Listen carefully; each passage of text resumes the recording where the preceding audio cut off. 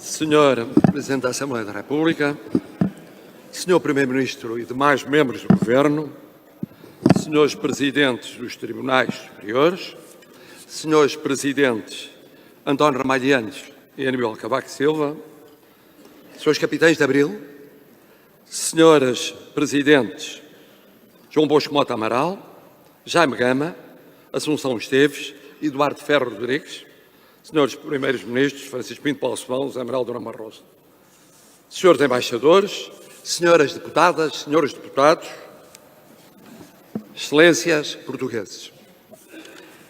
50 anos passaram desde que um império de 5 séculos acabou. Uma ditadura de 48 anos foi deposta. Do império nos viramos para a Europa. Mudámos 4 vezes de regime económico. Parece que foi ontem, ou anteontem, mas não foi. Foi há meio século. Dei hoje comigo a ver-me há 48 anos, sentado neste hemiciclo, na Assembleia Constituinte, e não encontro aqui, a não ser 2 antigos Presidentes da Assembleia da República e um antigo Primeiro-Ministro, também Conselheiro de Estado, constituintes, e alguns capitães de Abril. Não encontro muitos mais desse tempo nesta sala. É a lei da vida. Decididamente, até por isso, vale a pena tentar compreender o 25 de Abril. Porque não foi antes, porque foi como foi, o que uniu mas dividiu, os seus tempos e modos e como chegámos até hoje. Primeira questão, por que foi tão tarde o 25 de Abril? Porque vários impérios coloniais ainda eram tidos por quase eternos até ao fim da Segunda Guerra. Porque esse sonho e ilusão durou entre nós, nos anos 50, e para uma ditadura em queda após a campanha presidencial de 58, se converteu, com as guerras da África, na última narrativa alibi para tentar sobreviver. E porque o sucessor do chefe do regime, só em 72, tornou totalmente visível a impossibilidade de democratizar, sequer de liberalizar e, sobretudo, de descolonizar. Assim, as tentativas militares e civis de abreviar o império, de obrigar à sua transição, de preparar o seu fim, falharam todas. As da oposição, sempre severamente reprimidas. As da situação, sempre ignoradas. O império, mesmo já sem futuro, agarrou-se e com ele a ditadura à ilusão da sobrevivência impossível. Segunda questão, por que foi como foi? Porque só assim teria sido possível. A ditadura nascera pela mão das Forças Armadas, dos jovens oficiais revoltados com a indiferença política perante a sua quase solitária luta na Grande Guerra. A ditadura cairia pelas mãos de outros jovens capitães, com 1, 2, 3, 4, 5 comissões africanas, livres, conhecedores do terreno e da situação nele vivida, descomprometidos ou mesmo opositores à ditadura. Em menos de um ano, passaram da luta pela dignidade da condição militar aos olhos da sociedade portuguesa para a análise do que se vivia em África e para 2 conclusões. Não se antevia solução política para a guerra. E apesar do corajoso combate de centenas de milhares de jovens, não havia vitória militar possível nessa guerra, num tempo em que as guerras não duravam décadas e num país com mais de 1 milhão de portugueses a emigrar em pouco mais de 10 anos. Se não responsabilizassem o poder da ditadura, acabariam por ficar os únicos responsáveis por aquilo que não tinham decidido e não tinham tido condições para mudar. Em menos de um ano, aqueles jovens militares organizaram-se, prepararam-se, concluíram que a ditadura devia cair e que deveriam ser eles a derrubá-la. Não os políticos que governavam, não os grupos económicos, mesmo os mais abertos à Europa, mas ainda ligados à África. Não apenas os abnegados partidos, sindicatos, movimentos militantes de décadas de resistência. Não apenas os estudantes a cultura, aquela parte da Igreja Católica já em mudança. Só eles, ligados a todos os mais, mas os únicos com poder militar para depor um regime desde sempre assente no poder militar que controlava. E fizeram-no sem sangue, a não ser, recordou Vossa Excelência muito bem e muito justamente, o do desespero da polícia política da ditadura que fez derramar num dia de revolução sem sangue, sangue de vítimas inocentes. Daqui saúdo, com gratidão que não prescreve, os jovens capitães de Abril, os únicos a poderem ter feito o que fizeram em 25 de abril de 74. E saúdo-os a todos. Aqueles que temos hoje conosco e aqueles que partiram durante este meio século.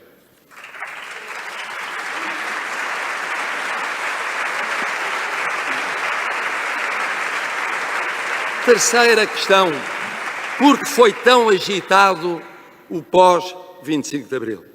O chamado processo revolucionário de cerca de 2 anos. Porque o movimento militar se converteu pela presença massiva do povo em revolução. Porque dentro de qualquer revolução não há uma, há inúmeras revoluções, com projetos diferentes e líderes diversos, militares e civis, já que aos partidos vindos da clandestinidade se juntaram outros, entretanto formados. E como em todas as revoluções, e como em todas as constituintes e constituições, há quem ganhe e há quem perca. E isso mudou ao longo da Revolução. Uns queriam primeiro levar mais longe a sua revolução, outros abreviá-la com a sua Constituição. E dentro de uns e de outros, e dos pactos assinados entre os jovens capitães e partidos, muito foi mudando entre 74, 75 e 76. Sendo então presidentes, 2 destacados chefes militares e governantes na ditadura, um destemido detonador de consciências pela sua obra de 73 nas vésperas de abril, o outro viria a ser decisivo para evitar um confronto civil em novembro de 75. No fim, ganhou um setor político-militar, protagonizado de algum modo pelo documento dos 9, de que sairia o nome do candidato a primeiro Presidente da República eleito, aqui hoje conosco, essencial na transição da Revolução para a democracia, que saúdo muito efusivamente, sempre teimosamente avesso, na sua humildade, a todas as homenagens, incluindo a do Marechalato.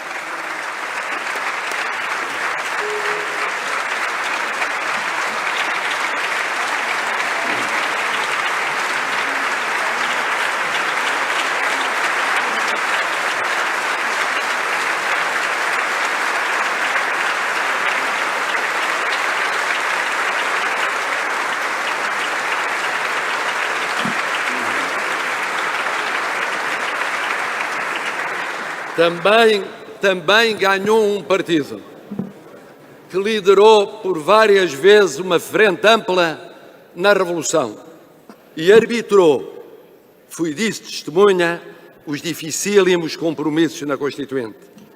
Um partido liderado por um homem que acabou por ser, de facto, o imediato vencedor civil da Revolução.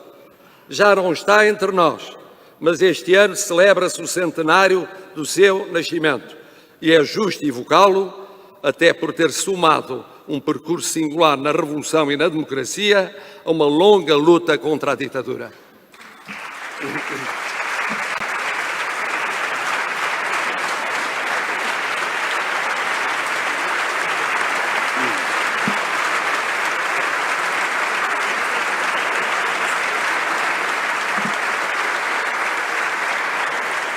Ele foi o imediato vencedor civil, mas a história recorda, com o devido relevo, 3 outros principais pais fundadores do sistema partidário. Desde logo, que enumero pelo peso dos seus partidos na Constituinte. Aquele que foi o primeiro primeiro-ministro do hemisfério oposto ao vencedor civil imediato e que teve um papel muito marcante na gênese da democracia, apesar de ter estado meia revolução afastado por doença e depois, tragicamente morto, muito no começo de uma carreira notável.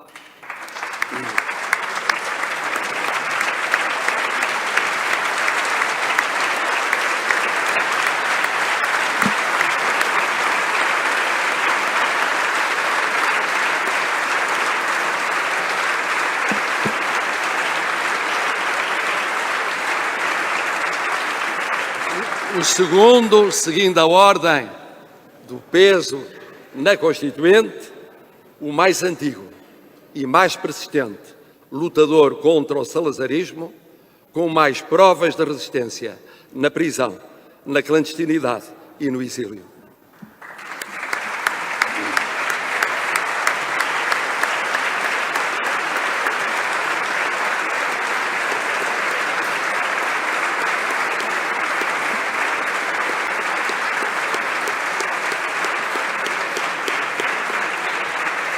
E o terceiro, o líder da formação mais conservadora, que votou mesmo contra a Constituição, mas que garantiu, em tempos muito difíceis, a existência de um mais amplo leque de pluralismo político em Portugal. Não o podemos também esquecer.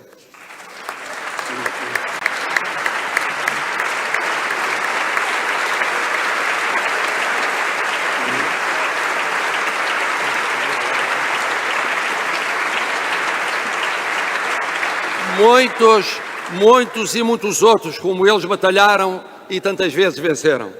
E outros batalharam e perderam. Pouco ou muito. E alguns se desiludiram. Uns no próprio 25 de Abril, outros no 28 de Setembro, outros no 11 de Março, outros no Verão Quente, outros no crucial 25 de Novembro, que acabou por definir o desfecho da Revolução e, por isso, a justo título, tal como a Constituinte e a Constituição, desde sempre foi pensado para integrar as celebrações de Abril, que só terminarão em 2026. Outros ao longo dos últimos 50 anos. É assim a história. Faz-se e refaz-se de altos e baixos, a miúdo mais de baixos do que de altos. Quarta questão, e esses altos e baixos terão comparação com qualquer outro movimento político, militar, social na nossa história contemporânea, na história dos nossos parceiros europeus mais antigos ou dos nossos parceiros europeus mais recentes? Não tem comparação.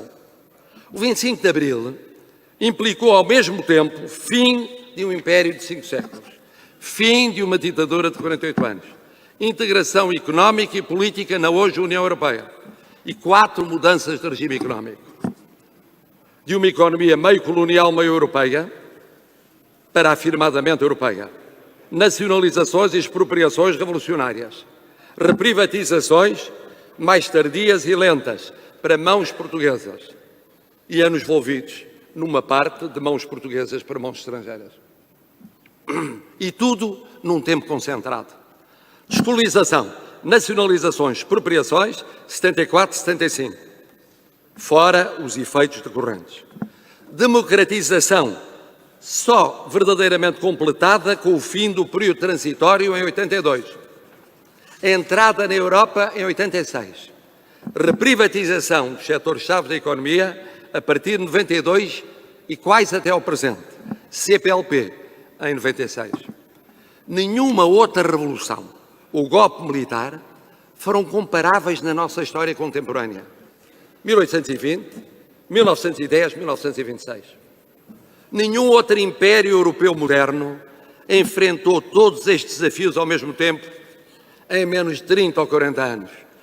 O espanhol findara no século XIX. O britânico ou francês no termo da Segunda Guerra. E estes dois já eram democracias consolidadas e integradas na Europa.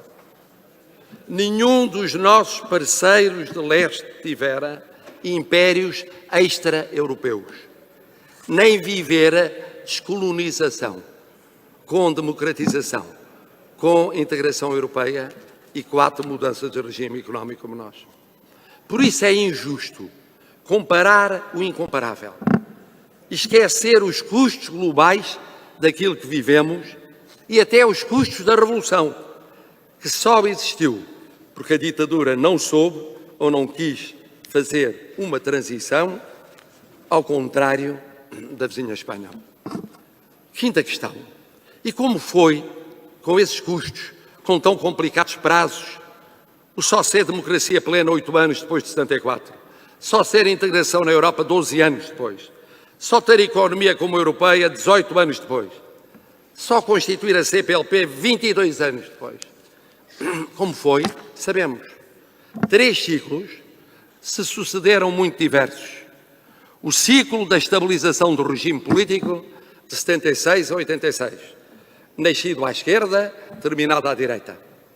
O ciclo da estabilização do regime económico de 86 a 96, à direita.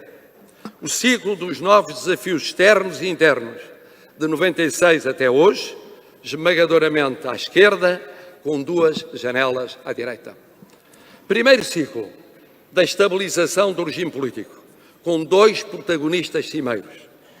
O presidente saído dos vitoriosos militares, que pilotou a transição da Revolução para a democracia, e o primeiro-ministro saído dos vencedores civis da Revolução, que lhe sucederia em Belém em 1986.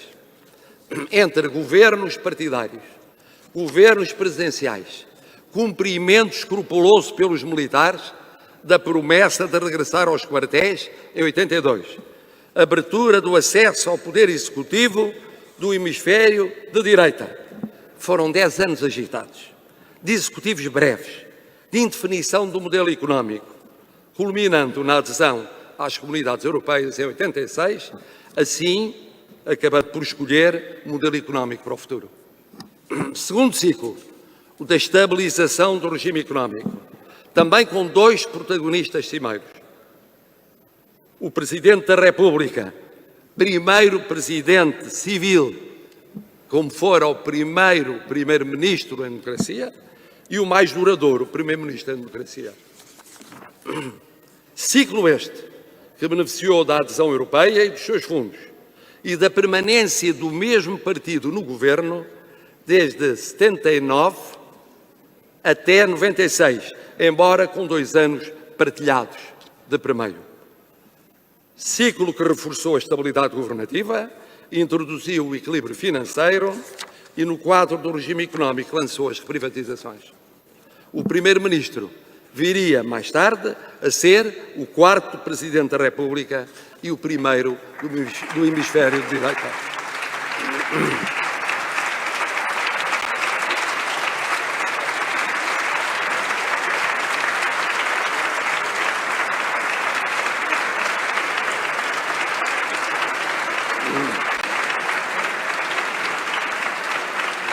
Terceiro ciclo com múltiplos novos protagonistas, com especial relevo para o 3º Presidente da República, fundamental na crise de Timor-Leste e que desempenhou, ao longo da sua vida política, em particular um duplo papel de concertação dos hemisférios de esquerda e de direita e de convergência de toda a esquerda. Também ele merece a nossa evocação.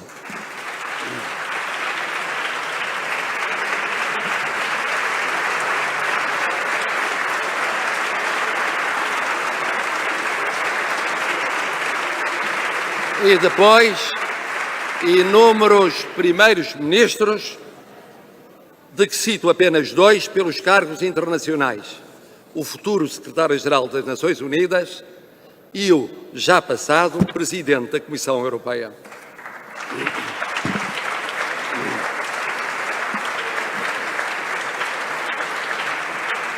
Iniciado com o tempo, porventura, mais esperançoso quanto ao mundo, à Europa e Portugal, que foram os anos de meados de 90 até ao final da década, depararia depois com crises económicas, com crises sociais, com crises sanitárias, externas e internas, mas também com o envelhecimento da sociedade portuguesa, com a repercussão em antigas e novas desigualdades, coexistindo com mudanças estruturais, novas exigências de qualificação, novos modelos energético e digital e internacionalização económica. Sob o manto da persistência da matriz governativa vinda dos primórdios da democracia, regime político e sistema partidário começavam a conhecer alterações sensíveis. Sexta questão, e mais recente. 50 anos passaram. Mundo, Europa e Portugal mudaram. Aquilo tudo que foi sumariamente evocado não ficou ultrapassado? Os mais novos desconhecem parte destes 50 anos. Muitos dos menos novos dele têm recordações distantes. Apareceram novas ideias, novos movimentos, novos partidos, novos parceiros, novos fenómenos mediáticos, novos problemas sociais a somar aos antigos. Desafios externos a agravar os do foro doméstico. No que correu bem ou muito bem no após 25 de Abril, na saúde, na educação, nos direitos fundamentais, no papel da mulher, na atenção aos excluídos, na solidariedade social, na mobilidade, na abertura, na tolerância e tanto mais, muito parece ser já de outros tempos ou precisar do impulso de novas gerações, ideias e pessoas. É inevitável e é bom que assim seja. Antes que Abril, que os estudos recentes de opinião mostram, que é partilhado como um marco histórico único na nossa vivência coletiva, em percentagens esmagadoras, fique ou acabe purificando saudosismo, nostalgia, mais passado do que futuro. O que fazer? Como fazer? Tomar aquilo que de mais forte, mais duradouro, mais redentor, mais promissor tem Abril e com isso ir recriando Portugal. Esse valor único, singular, que nunca morreu, nunca se apagou, nunca se enfraqueceu, chama-se liberdade, democracia e vontade do povo. Então, reconheçamos essa força vital da democracia e tenhamos a humildade e a inteligência de preferir sempre a democracia, mesmo imperfeita, à ditadura. São democracias, mesmo inacabadas, as sociedades mais fortes e criativas do mundo. Como são as humanamente melhores, como são as ambientalmente mais avançadas, como são as mais livres, mais plurais, mais abertas, menos repressivas, menos persecutórias, menos intolerantes, menos avessas à diferença, mais abertas a todos, mesmo a todos, incluindo aqueles que contestam no todo ou em parte essa democracia. Há na qualidade mais democráticas e menos democráticas? Sim, consoante a qualidade política ser acompanhada pela qualidade económica, social e cultural, no fundo a igualdade. Mas ninguém quer trocar uma democracia menos perfeita por uma ditadura ainda que sedutora ou escondida por detrás de tiques iliberais. Nós em Portugal não queremos. Queremos é maior qualidade económica, social e cultural para dar força a melhor qualidade política. Excelências portugueses, comecei as minhas palavras recordando o constituinte de 20 e poucos anos que eu era a votar há 48, levantado na última fila do hemiciclo, além, entre o centro e a direita, a Constituição da República Portuguesa. Em liberdade, com uns a maioria esmagadora a aprovarem, com outros em liberdade a rejeitarem. Termino com uma memória uns anos mais antiga. No final dos anos 60, sentado na terceira fila da galeria, ironicamente por detrás da futura bancada de 76, acompanhado de colegas estudantes universitários, olhando para os que falavam. E todos eles escolhidos um a um por uma pessoa e só ela, líder vitalício ou líder sem prazo do partido único não assumido. Aqui chegados por vontade do chefe, não pela vontade do povo. Um hemiciclo tão diferente, tão oposto ao de 76, ao dos últimos 50 anos, ao de hoje. Um hemiciclo de escolha popular seria impossível de encontrar em 35, em 45, em 55, em 65, em 24 de abril de 74. Definitivamente o caminho que queremos não é esse, o da ditadura, é outro da democracia, mas o de cada vez melhor, muito melhor democracia, pelo futuro de Portugal. Viva o 25 de Abril, viva a liberdade, viva a democracia, viva Portugal.